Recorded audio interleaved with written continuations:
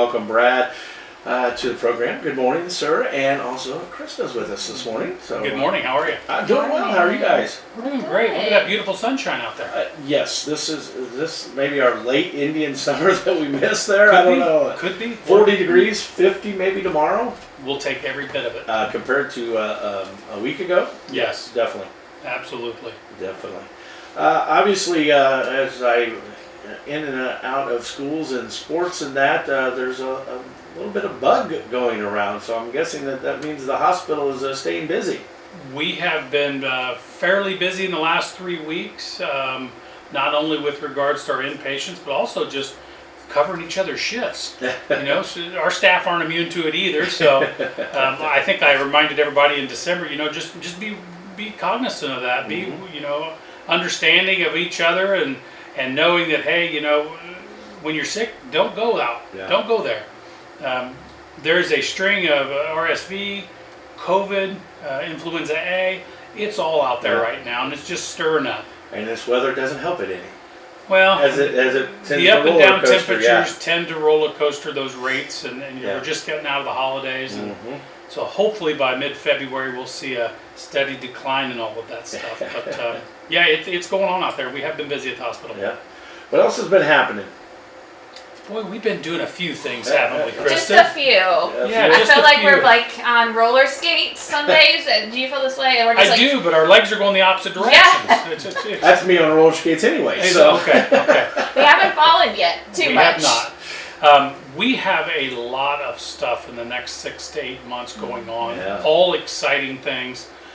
Probably, like I said, the largest change that Woodlawn has ever seen is happening, and that's that change over to Epic, that big computer change. Other than way back when they went from one site to another, maybe. That'd be the only other. Absolutely. At least in the last 30 years, it's changing everything from an operations standpoint, and all for the good. Right. But when you go out there in the next few months, be patient with our staff. They are wrapping up the use of one system and preparing for the mad dash to the new system, and so things may take a little longer. They may be a little distracted. They're going to provide great service no matter what. But part of that too is to making sure all your information is correct. Yes. So that it goes over to the new system. Yeah, right now what we're doing is we're working with our Epic team and all of the leaders at the hospital to make sure that we've got everything built that will meet all the needs that we have, that our data that we have now, we're streamlining it and cleaning it to make sure that it's good data going in so that there's no bad data coming out. And so that's where we're at right now. We're down to probably the last 3 to 4 weeks of finalizing those things, and then we're going to start testing. And so that's when everybody can get in and play and see how things work, and we'll probably have some things we need to correct. Yeah. But between now and August, September, it's going to be crazy busy. Good stuff, but it changes everything. Yeah. It changes our human resources systems, our payroll system, so our team has to learn how to do that again. Even our material system, which is every Band-Aid and piece of gauze and a piece of equipment that's in the hospital, it all has a number, it all has a location, it's all set into the system. All of that is being redone. Oh my. So it is a massive undertaking. Now, with that said, the end result's going to be amazing. And we did have our board meeting yesterday, and one of the things that we talked about was a new capital expenditure. And it is a system that will interface with Epic. It'll also interface with all of our current diagnostic and data systems that have to do with your care. So your blood pressure machine, your oxygen sensors machine, your A1C and blood sugar readings, all of those things will now go into this new interface system that will put it all into Epic, so that all of that data is in there clean. There's no having to look at the machine and type it in and back and forth, all of that stuff. It will improve safety for the patients. It'll improve the quality of the data. Excellent. You'll get more data more regularly. And then the other part of it is that the goal of all EHR systems, so all computer health systems, are designed really for one thing initially. It was make the documentation smoother and easier so that I can spend more time face to face with my patients. Yeah. And so this interface is another one of those things that's going to take that time away from the computer and back to just how are you today. Right. And so that's the goal. I think also I want to mention, as Brad's saying all of this and sharing this, Epic in the medical world, and maybe we don't always know this if you're not in the medical world, it's like the Cadillac of systems. So Absolutely. what we're able to bring to our community is something that many really big health systems and hospitals have, and it is at the top of technology. And so it's really amazing that as a small rural hospital and health system, as we've grown, we're able to bring that back into Fulton County and the surrounding counties of some very high technology that's able to integrate a lot of different things. So I think as we talk about that, we just want to share that we're really investing back not only into our team and our health system, but into the community to bring the top notch of EMR systems into Fulton County. Yeah, most of your academic centers across the nation, your Cleveland clinics and those places, they're already on Epic. So if you have people that go there and get specialty care, your physician here will be able to grab that data right through the system without any issues. So when's the launch date then for the patient? June 14th. Okay. It'll happen at midnight, June 14th. So, and then for your clinics, as you go in on Monday for your office visits on the 16th of June, Okay. that will be live. Okay. And so we'll be gearing That'll up. be here before you know it. Way too fast. It's going to be a blink of an eye with the amount of work that we've got and work we've got coming up. It's going to come very fast. So we're very excited about that. That's awesome. Other things at the board meeting, we'll talk about those numbers. We always like to get those numbers out of the way. Overall, December is kind of an average month. No major ups and downs. We were a little busier on the ancillary revenues, which are things like your imaging departments, your laboratory departments, and things like that. We did have an operating loss of about $300,000, but with our other revenues, our overall net loss was only $21,000 for the month. Year to date, better than we have been in the last several years. Our overall operating loss was $1.7 million, and due to our other revenues and such, we have an actual net income of about $2 million for the bottom line. Awesome. For 2024. What that really means is that our patient revenue was over budget by about 2.2% for the year. And if we compare to 23, we were up 3.8% on total volumes. Oh, wow. So we appreciate the community trusting us to take care of them. We've seen increases in many areas. OB is one of those. Yeah. We had 8 more deliveries or 8 more admissions to the OB unit last year than we had in 2023. They're popping this year. Well, it doesn't really surprise me because we've talked before. Unfortunately, some other area communities not having that capability anymore. So I probably expect that number maybe to even rise this year. We will see an increase this year. We've already seen an increase this month, and the next several months we're going to have numbers that we haven't seen in many years. Yeah.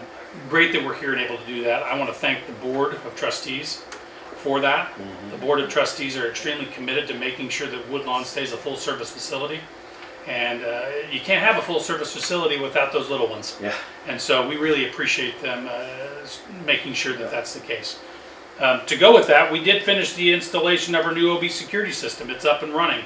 Yeah. So all those wonderful new little ones that are coming in, they're getting their little ankle bracelets, and we're able to monitor and see where they are in the entire unit. The unit's got a lot more security overall, and so we're really happy with that. That's awesome. Very nice for the community. Something else we talked about yesterday, and we really want to talk about to the community, is we started a program through our accounting department and through the billing department called MD Save.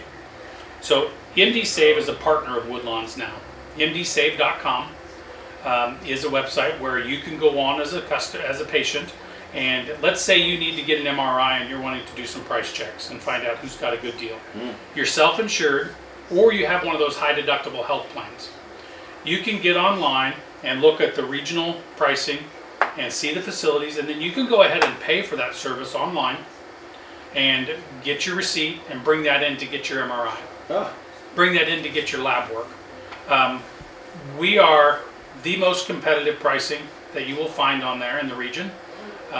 It's very easy to use, and for those people who are self-pay patients, or who they have those high deductible health plans. I mean, there's some of them out there in the community that have $10,000 high deductibles that they have to pay first. Right. And so you can get on there, you can get that coupon and come in and get your lab work and your imaging done at a fraction of the cost. Awesome. And so that's kind of our way to be able to price match. So it's a great program. It's super easy to use. You get on, you put in what you want, you put in the zip code, it pops open the places around you that have that service and the pricing at each one. Huh. So Interesting. Website again? MD Save. MD Michael Save. David SAVE. MDSave.com. And also, if you're driving and that's hard to write down, if you just go to the Woodlawn website, it's at the top of our homepage. It'll say MD Save. There's a tab up there, and you hit it, and it'll link out. So if you can't remember that, just go to the Woodlawn website, and we'll get you there. Yeah, woodlawnhealth.org, and then at the top you'll see a little button there. You click on it and get there. So nice way to look and see that we are making sure that we are competitive for the community. Good deal. That's awesome. Again, I want to welcome Rachel Wood. She's our new nurse practitioner to the Employer Health Services Department there at the Schaefer Medical Center. She's up and running and kind of returned home, as we said. She's a Rochester native and worked at Woodlawn 18 years ago. And when I worked there, when I first came on, she was there. And we welcome her back. And you can give the Schaefer Medical Center a call if you would like to get in to take care of anything and see her. Wanted to thank our Congressman Jack Jordan and Senator Stacy Donato. We attended, Alan and I attended a congressional legislative breakfast on Saturday over in Kiwanis. Want to thank them for their time and coming in and to listen to the community.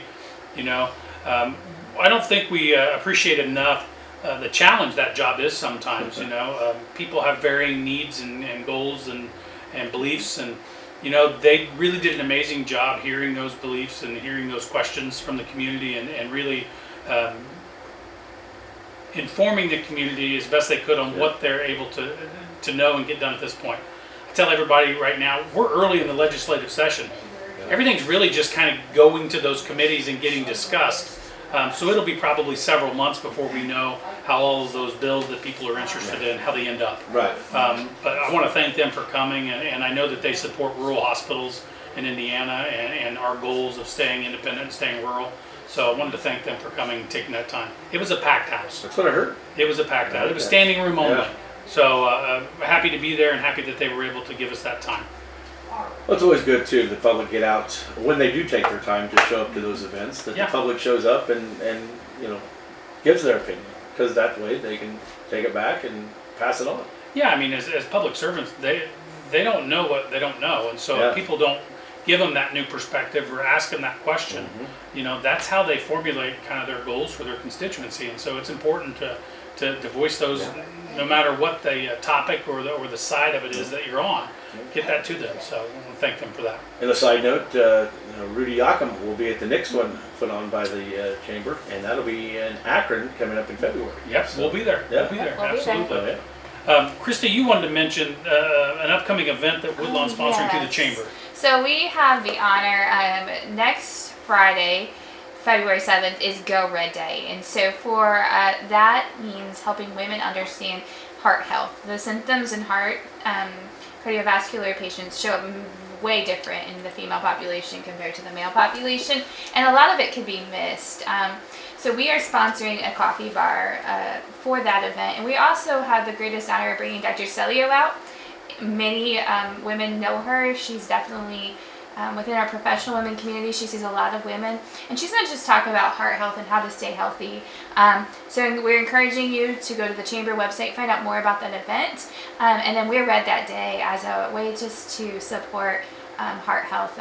It affects everyone. It recently just affected my family. My aunt felt sick, and by the time she got to the hospital with nausea, she ended up having a heart attack. So just things that we need to be aware of as women. We're not always great. I say this as a female of taking care of ourselves. We're always taking care of everyone else. And that is why they call cardiovascular disease the silent killer for women, is because oftentimes they present with nausea, vomiting, fatigue, low back pain. Things that you wouldn't traditionally believe that would be connected to heart issues. Right. And so it's extremely important to get in and get checked.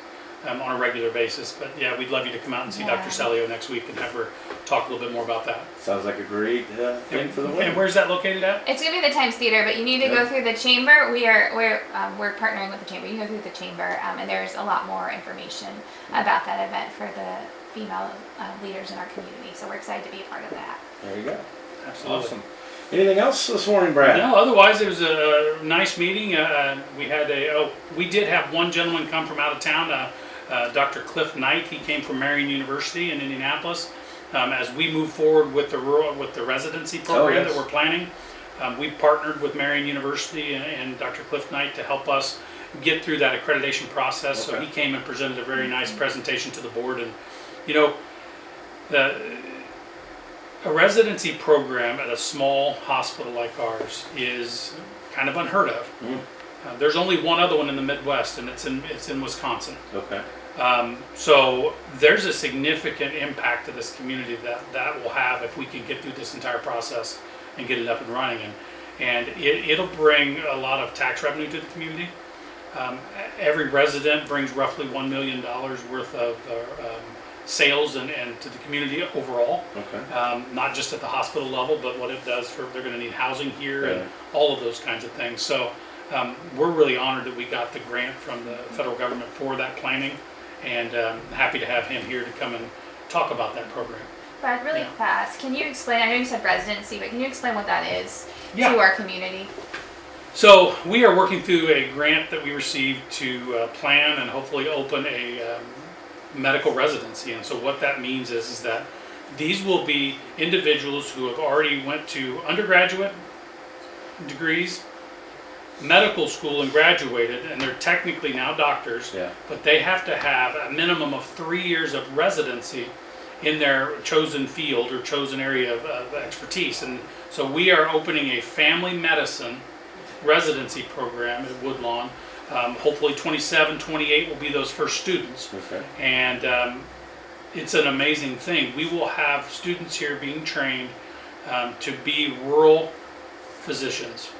And in Indiana right now, that is the largest gap that we have. If you look across the state, for one, we're roughly 50 to 100 residency positions short for the whole state. Wow. So we have more people graduating medical school than we have residencies. Hmm. And so what that means is that they have to leave the state to get their last 3 years completed. Well, the odds are if they leave the state, they may not return. Right. They may find someone and get married, or in another place, find a facility they work at, get a job offer, and they may not come back. So we need more residency programs throughout the entire state. And then if you take away the urban areas, the rural communities need them even more. Mm-hmm. We are typically the counties that have a deficit of physicians. Fulton County right now, we're 2 primary care physicians short of the minimum number required to take care of the number of people in the county. Hmm. So I've always got the job sign open Right. for any physicians who want to move into the community, because we're already short. Right. And then we have some physicians who may choose to alter their current employment status in the next few years. They may want to work a little less, or maybe some even retire. And if that's the case, then we're going to be short even more. Right. So this is an opportunity for us to, one, get something going at Woodlawn that hasn't been seen in Indiana or in the Midwest in quite a while. And 2, train some physicians in how to take care of people in the rural setting, and then recruit some of those over time to be able to stay in Woodlawn and the surrounding areas. So it's pretty exciting news for us at Woodlawn, so we're very Awesome. happy to have that opportunity. Can't wait to watch that progress. Yes, absolutely, absolutely. All right. Well, if nothing else, we'll wrap things up here this morning, and we'll look forward to talking to you again next month. Absolutely, we'll see you in Thank you. February. All See you right. in February. Woodlawn Health here this morning, back with more music now. You're on Giant FM.